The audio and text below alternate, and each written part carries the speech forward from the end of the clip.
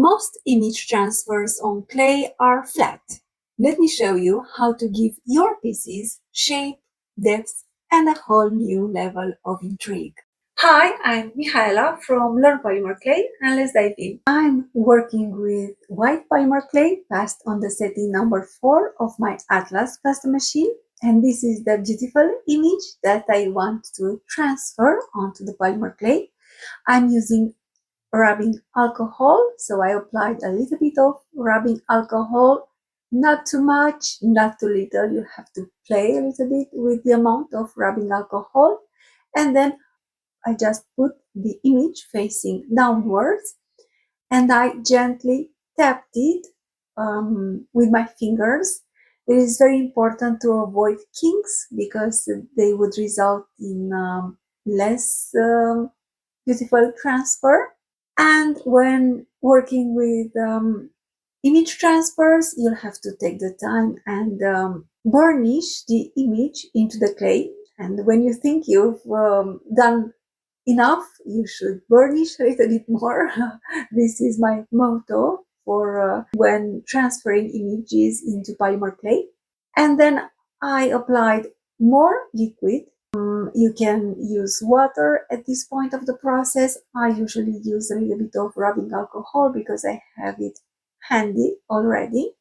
And I'm starting to take off the paper fibers, and in the same time I'm continuing to burnish the image into the clay.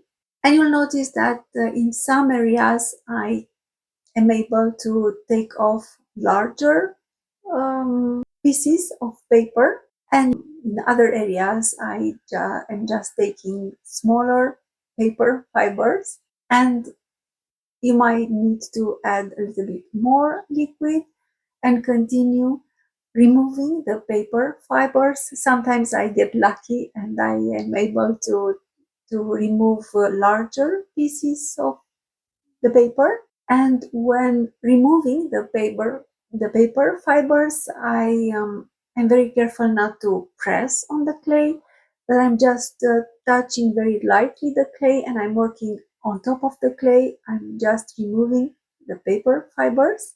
And then when you consider that you've removed most of the paper fibers, you can let this transfer sit for a couple minutes, and then check if there are still more paper fibers that you are noticing, and then you can use a little bit of water or liquid to remove them as well. I consider myself rather happy with the image transfer, so I'll put it to the side for the moment. Next, I also conditioned some black polymer clay, and then I put the clay on top of a beautiful floral texture sheet, and I put them both through the pasta machine. This time I used the largest setting of the pasta machine, and I used a large round cutter to cut the shape of the pendant. And the back of the piece is textured because I want to have a pendant with a textured back. I prepared the second sheet of polymer clay passed through the setting number 4 of my Atlas pasta machine. And I'm going to use a beautiful stencil that I gently pressed into the polymer clay. And I'm going to use chrome powders, chrome mica powders, and they are very pigmented, and normally they are used in nail art, but they work beautifully with polymer clay, as you can see. And I used some blue chrome powder and some purple chrome powder as well, and I applied some blue in some areas and purple in other areas. And then you'll just have to gently remove the stencil, use baby wipes and clean it. You might want to blow on top of the clay to remove the excess powder. I used a piece of parchment paper to press these powders into the polymer clay.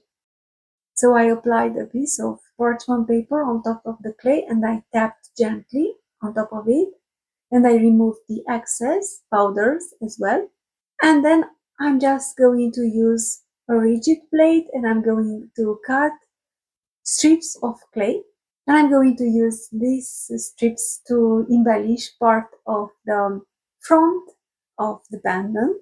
So this was the round piece with the textured back. I'm just going to use the craft knife and trim off some excess clay. And I want to give this image transfer an irregular shape. Now I'm making sure that it fits the piece that I intend to decorate. And I'm just going to use the cutout strips of polymer clay to create a beautiful pattern around the image transfer.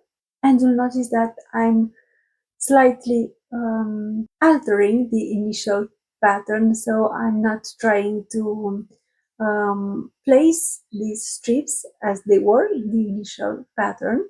I'm just focusing on decorating the area around the image transfer, that's all. And because I cut a wavy shape for the image transfer piece, I had to give a wavy shape to the strips of clay that I'm using to decorate around the image transfer. That's okay. So I'm doing my best to cover the piece that I prepared for the back of the pendant. And then you'll just have to use a piece of parchment paper and press everything together.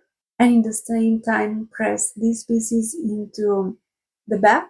But of course, I'm doing this gently because I don't want to distort the back, but I want to have a good connection between these layers. And then you just have to use a round cutter. And this time, in fact, I'm using a slightly smaller round cutter than the initial round cutter that I used to cut out the shape for the back. And then you just have to smooth off the edges. You can use your hands, you can use your tools to smooth off the edges. And then I decided to bake the pendant on a domed shape, but I'm going to bake it inside a domed shape. And it's a metal domed shape that I wrapped in metal paper because I don't want to put this piece against the metal shape because this would directly on top of the metal shape because this would end into a glass-like look on the piece. And I gently pressed it inside the domed baking piece inside this domed metal base. If you notice powders on top of the image transfer, you can use a Q-tip and rubbing alcohol and clean them, of course. Now it's time to bake the polymer clay pendant. I'm going to put it in the oven, in the preheated oven for 45 minutes at the temperature recommended by the polymer clay manufacturer. I'm going to tent it with metal foil to protect it from direct heat as well.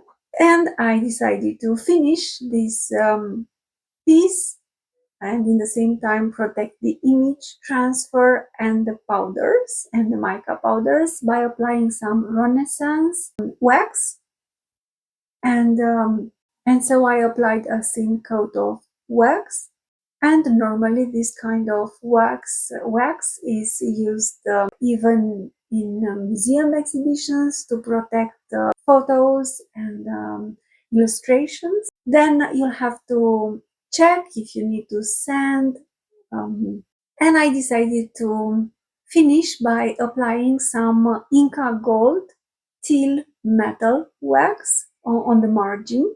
Initially, I wanted to color the margin with black acrylic paint, but then I decided to add a little bit more color and use metallic wax instead. And I personally like a lot the look of the piece with this metal wax.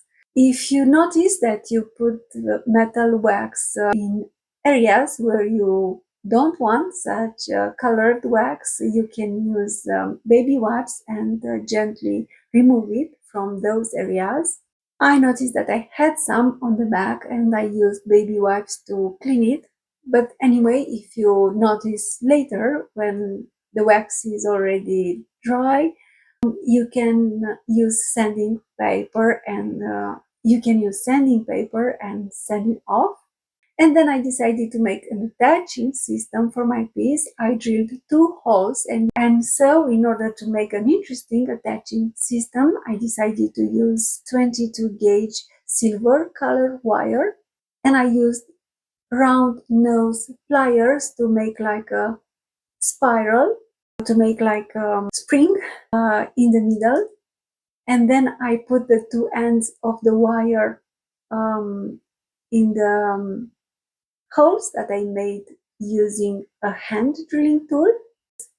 And I decided to use tiny black seed beads that I put on the wires, and I finished by applying 2 cat's eye drop beads, acrylic drop beads, one in lavender and the other in dark purple. And I finished by making a spiraling design at the end of the bead. And then I just twisted these wires together, but then I decided to twist the longer one around the neck piece that I'm going to use for this design. And that's how you can turn a simple image transfer into a dimensional pendant that truly stands out. And here's what to watch next.